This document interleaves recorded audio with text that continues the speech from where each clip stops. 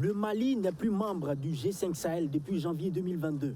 On parle désormais du G4 Sahel.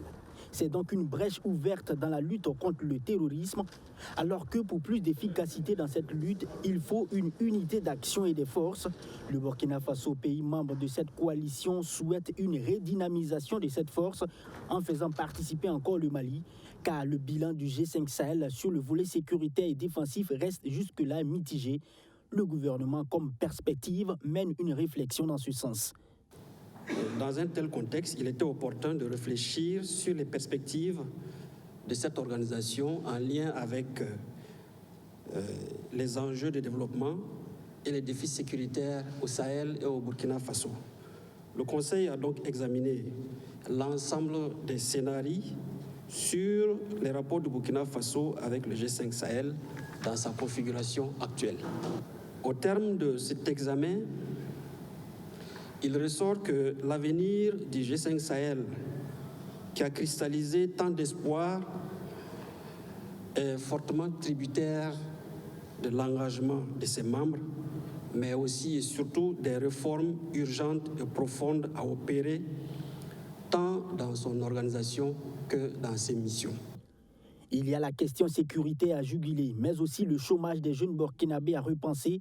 Le Conseil a adopté un projet novateur qui consiste à former au moins 40 000 animateurs sportifs de proximité.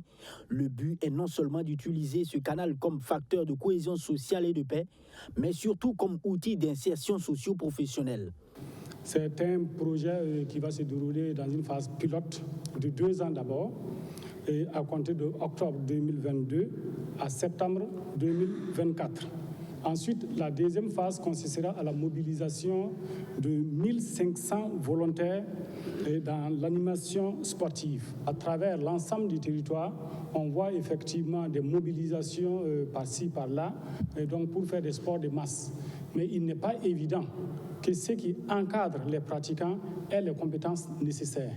Donc, c'est dans ce cadre que le ministère en charge des sports va lancer cette formation. Le Burkina Faso élargit son champ de coopération avec plusieurs autres pays. Malgré le contexte d'insécurité vu comme assez intenable à l'extérieur, plusieurs pays croient en la capacité du pays de renouer avec un climat socio-économique apaisé. Le Conseil a donné son accord pour la nomination de 7 ambassadeurs. Le Kenya, l'Israël, le Burundi, le Bangladesh, la Guinée-Bissau, la Namibie et la République d'Autriche.